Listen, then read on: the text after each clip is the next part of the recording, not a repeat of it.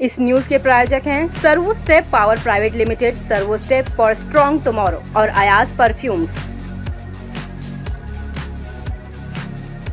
ओखला के तस्मिया सभागार में विश्व शांति समिति व यस वी कैन समिति के सहयोग से और डॉक्टर सैयद फारूक की अध्यक्षता में एक राष्ट्रीय एकता सम्मेलन का आयोजन जाहिद हुसैन की देखरेख में किया गया। लोकसभा सदस्य डॉक्टर शफीकुर रहमान बर, लोकसभा सदस्य लोकमान सरनिया हीराभाई, पद्मश्री प्रोफेसर अख्तरुल वासे, विधायक हाजी यूनुस, दिल्ली सरकार के पूर्व मंत्री राजेंद्र पाल गौतम, केंद्रीय वक्फ कमीशन के सदस्य रईस खान पठान, धार्मिक विद्वान स्वामी सारंग, स्वामी चंद्रदेव महाराज, स्वामी विष्णु आनंद, मौलाना मशहूरुर रहमान, शाहीन जमाली चतुर्वेदी, बौद्ध कादेशी, अंबिका अम्मा जी, जनरल डॉक्टर जैनिस दरबारी, सारिका चौधरी, डॉक्टर शमीम ए खान आदि समाज के जिम्मेदार लोगों ने आपसी सौहार्द व राष्ट्रीय एकता पर अपने विचार व्यक्त किए। समारोह की शुरुआत कारी मोहम्मद फजलुर रहमान द्वारा पत्रिका कुरान की तिलावत से हुई और संचालन डॉक्टर नफीस कुरैशी ने किया व मेहमानों का इस्तकबाल डॉक्टर सैयद फारूक द्वारा किया गया।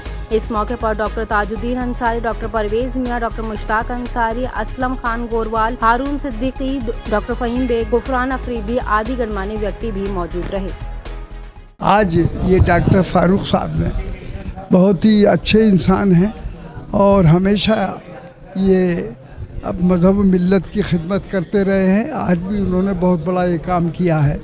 ये स्टेज सजाकर इस स्टेज पर हमें और स्वामी हजरात को, दूसरे मज़ाहिब के लोग को बुलाकर जो ये यकजहती कॉन्फ्रेंस की है, मैं उनको मुबारकबाद देता हूँ और इस बात का वायदा करता हूँ कि इंशाअल्लाह ये मैं उनके साथ रहूँगा और इस कॉन्फ्रेंस को हमें के मिशन को कामयाब बनाना। नहीं, मैं समझता हूँ ये अच्छा प्रयास है। नेशनल इंटीग्रेशन कॉन्फ्रेंस पूरे देश में सभी धर्म जातियों के बीच में एक एकता बने, आपस में अच्छा सौहार्दपूर्ण वातावरण बने।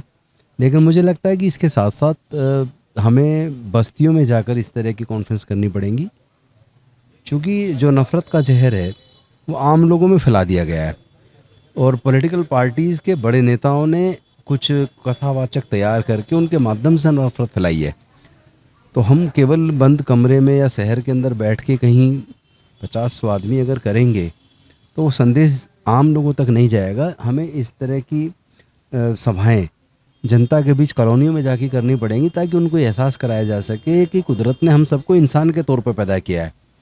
चालाक इंसानों ने जातियाँ बनाई, चालाक इंसानों ने धर्म का इस्तेमाल प्यार के बजाय नफ़रत फैलाने के लिए करना शुरू कर दिया, सत्ता पाने के लिए करना शुरू कर दिया है। तो अगर हम सब लोग लोकल एरियाज़ में जाके, गाँव में, बस्तियों में, कॉलोनी में जाके हम इस तरह की सभाएं करेंगे तो ज़्यादा इफ़ेक्ट होगा, तब नेशनल इंटीग्रेशन करने में हम सबको मदद मिलेगी। एक्चुअली यहाँ पे सभी धर्म और सभी समाज के लोग यहाँ पर आए हुए हैं। एक तरीके से भाईचारा आज यहाँ पर देखने को मिला। आज यहाँ पे बौद्ध धर्म से भी थे, हिंदू धर्म से भी थे, आर्य समाज धर्म से भी थे, आपके मुस्लिम धर्म के थे, सभी लोग यहाँ पर दिखने को मिले। मुझे लगता है इसी तरीके से भाईचारा हमेशा ही रहना चाहिए, क्योंकि अगर इस तरीके से भाईचारा रहेगा तभी हमारे देश में अमन और शांति रहेगी। अगर इस तरीके से भाईचारा देखने को नहीं मिलेगा तो फिर प्रॉब्लम बहुत सारी खड़ी हो सकती है, जिस तरीके से हमें देखने को मिल रही हैं। जो आज के डेट में अगर आप कहीं भी जाओगे तो वहाँ पे जो धर्म के नाम पे बीज बोने का काम करते हैं, दंगे कराने का काम करते हैं। तो मुझे लगता है कि इस तरीके से अगर समाज के मेन लोग अगर इस तरीके से चर्चा करेंगे, इस विषय पे चर्चा करेंगे और वो जा कर के लोगों को बताएंगे, जनता तक बताएंगे, पब्लिक तक बताएंगे, तो मुझे लगता है उसका अच्छा निष्कर्ष निकल के आएगा और जहाँ पे धर्मवाद और जातिवाद चल रहा है वो ख़त्म हो करके एक समाजवाद चलने लगेगा। आज का जो समय है उसमें कौमी एकता की बात करना बहुत आवश्यक है और मुझे बहुत खुशी है कि मैंने इसमें शिरकत की है। मैं आई हूँ और मैंने सबको सुना है, महसूस किया है कि सबके दिलों में प्यार है। लेकिन हाँ, कुछ बातें ऐसी हो जाती हैं जो उस प्यार को थोड़ा मोहब्बत को कम करती है। मैं तो ये कहती हूँ कि मोहब्बत का जो ये पैगाम यहाँ से निकल रहा है ये हर जगह पहुँचे और मोहब्बत की बहुत अधिक ज़रूरत है। मैं ये कहना चाहूँगी कि जो माहौल है, जिस तरीके का एनवायरनमेंट है, उसको हम लोगों को ठीक करने के लिए, जैसा कि गौतम जी ने भी बोला, कि हमें बाहर जाकर अपने लोगों को समझाना चाहिए, अवेयरनेस, जागृति करनी चाहिए। हमें बताना चाहिए लोगों की हम सब एक है, हमारा खून एक है, हमें कोई फ़र्क नहीं है किसी में। फिर क्यों फ़र्क डाला जाता है? तो इस वजह से कौमी एकता की इस समय बहुत ज़रूरत है। हमारा संविधान भी ये कहता है हम भारत के लोग, शुरुआत ही यहीं से कहता है हम कहता है वो, हमसे क्या है से हिंदू और मैं से मुस्लिम, हम भारत के लोग, हम मिलकर इस बात की प्रेरणा देते हैं कि हम लोग मिल के चलेंगे। हमें सारे अधिकार भी हमें मिल के मिले हुए हैं, इकट्ठे मिले हैं। कोई ये नहीं है कि एक का हक है, कानून सबके लिए बराबर है, अधिकार सबके लिए बराबर हैं। जब आप बराबरी का हक हर चीज़ में रखते हैं तो हर चीज़ में हमारी जिम्मेवारी का हक भी बनता है। इसीलिए हमें फ़र्ज़ भी निभाने, हमें अधिकार भी ले। हाँ, आज का डेट में जो पॉलिटिक्स में थोड़ा ये कुछ आ गया है, मुझे लगता है हम सब मिल के अगर ये प्रयास करेंगे, ये जो हमारा मज़हब का बात है, धर्म का तो अपना बात है, उसको तो बढ़ावा देने का सबका ज़रूरी है और देने का ही है, लेकिन उसको राजनीति से हम बाहर रखना है। और जो लोग इसको लेकर राजनीति कर रहे हैं, अगर उसको हम समाज से ही दूर कर देंगे तो ज़रूर ये सब ठीक होगा। मुझे लगता है आने वाले दिन में हम एक साथ मिल के काम करेंगे ना, तो भी ये सब चीज़ें में हमारा आपस में भाईचारा भी, मैंने इसलिए बोला हूँ, हम देश जोड़ने के लिए, भाईचारा बढ़ाने के लिए हम आगे निकल रहे हैं। और हम देखते नहीं कोई क्या करते हैं, अगर हम आगे बढ़ जाएंगे तो बाकी लोग पीछे बढ़ जाएंगे। हमारा यही पॉलिसी है, वही को लेके देखिए हम कोकराझार में हमारा ऐसा बहुत कोशिश किया था। कोई बोलते हैं हम बांग्लादेशी को मरा है, कोई बोलते हैं हम मुस्लिम को मरा है, कोई बोलते हैं ऐसा है, लेकिन हम उससे ऊपर उठ के आज पार्लियामेंट तक जब आ गया, ये सब चीज़ ख़त्म हो गया। और मुझे लगता है हमारे जैसा और लोग जो पार्लियामेंट में आएंगे या समाज के लिए अगुवाई करेंगे, तो मुझे लगता है ये सब चीज़ या सवाल ही ख़त्म हो जाएंगे। देखिए सभी सामाजिक होते हैं और राजनीति कहीं ना कहीं तो प्रभावित करती ही है, तो सर इस बारे में देखिए मैंने बहुत सारा हमारा जो हिंदू का गुरुजी है उसको भी मिला हुआ है, मुस्लिम लोग तो हमारा समस्या में बहुत है, वो भाईचारा भी हमारा। तो मुझे लगता है हम अपने मज़हब को, अपना धर्म को हम आगे बढ़ाना है, लेकिन दूसरों को नीचे नहीं दिखाना है और इसी के लिए पॉलिटिक्स नहीं करना है। ये हो रहे हैं, कोई दिक्कत नहीं है, पोलराइजेशन हिंदू मुस्लिम के नाम पे हो रहे हैं, लेकिन वहीं पे अगर राजनीति नहीं होगा, अगर इसी करने के लिए वो कुर्सी जाएगा तो करना छोड़ देगा। अगर इसी का करके अगर उसको वोट मिलेगा, ये मिलेगा, तो हमको लोगों तक जाना है। मैंने आज क्लियरली बोला है, हमारा जो आदिवासी लोग है, मैं आदिवासी हूँ इसलिए नहीं हूँ, हम एक इंसान हूँ, इंसानियत के नाते हम सबको साथ लेके चलना है। हम आदिवासी को जो भटकाते हैं, इधर डाइवर्ट करते हैं, उस कोशिश है उसको एक दिशा देने के लिए। अगर दूसरे समाज को ही हम ये, अगर आदिवासी हो गया, दूसरे समाज को हम कोशिश कर रहे हैं, हम इसलिए ST SC OBC अल्पसंख्यक सबको लेकर आगे बढ़ रहे हैं। और देखिए अगर सब हमारे साथ है तो हम जरूर इसको आगे बढ़ाएंगे, तो ये सब खत्म हो जाएंगे। क्योंकि मैं कोकराझार से यहाँ तक दिल्ली को इसलिए आना पड़ा, वहाँ भी ऐसा हुआ था, तो वो तो खत्म हो गया। अभी हम आने के वजह पॉलिटिक्स, इसलिए अभी वहाँ ऐसा पॉलिटिक्स नहीं होता है। Thank you. जी जी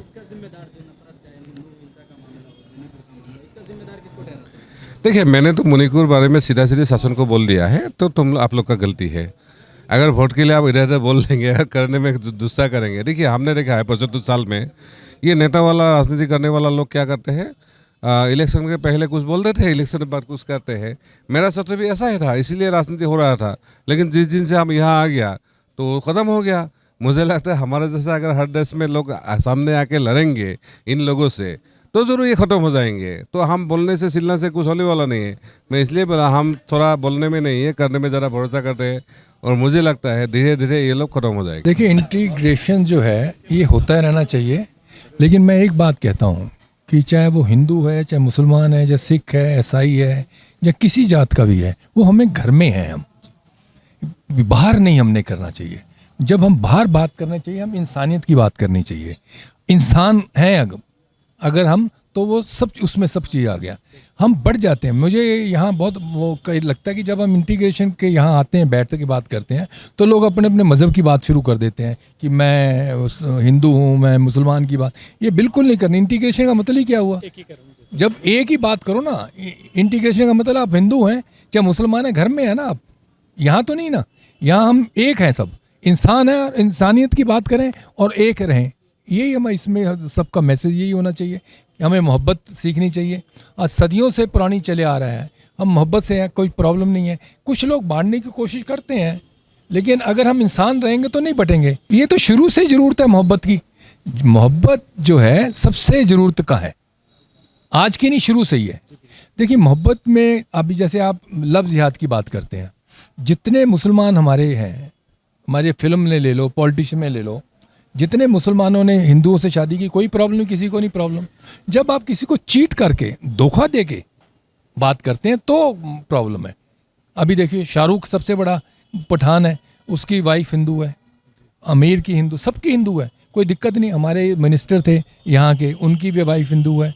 जितने आपके आरएसएस के हैं, जब बीजेपी के आधे से ज़्यादा उनकी जो फैमिली है उनकी मुसलमानों के, तो मुसलमान हिंदू, ये हम जो जब बात करते हैं मुसलमान मुसलमान हिंदू हिंदू तब बढ़ते हैं। तो नेताओं का भी और जो धर्मगुरु हैं उनको भी चाहिए जब बात करें तो एक सी बात करें, कोई धर्म की बात ही ना करें, देश की बात करें। देश हमारा एक है, जो देश के बारे में बात करेगा, जो प्रेम के बारे में करेगा, तो हमें कोई ज़रूरत ही नहीं पड़ेगी हिंदू ना मुस्लिम सिख ईसाई। मैं तो हमेशा ये कहता हूँ, ना कोई हिंदू ना मुस्लिम ना सिख ईसाई है, भारत में रहने वाले सब भारतीय और आपस में भाई भाई हैं। इंसानियत एक खुशबू है, हमेशा साथ रहती है। ये तन्हाई में भी इंसान को तन्हा नहीं छोड़ती। तो ये जो खुशबू है, इसको हमें अपनाना है और किसी भी वजह से ना इत्तेफाकियत ना पैदा हो। ये जरूरी बात है कि इत्तेफाक करना बड़ा मुश्किल काम है, लेकिन अगर उस फर्क में आदमी लग जाए तो फिर वो मिलके नहीं रह सकता। दुनिया में जो पहली चीज है, पहला रिश्ता जो है, वो मियाँ बीवी का रिश्ता है। अल्लाह ने इंसान को ऐसा बनाया कि पहला रिश्ता मियाँ बीवी का कायम करा, उसके बाद बच्चों का रिश्ता है, औलाद होती है, माँ बाप का रिश्ता होता है,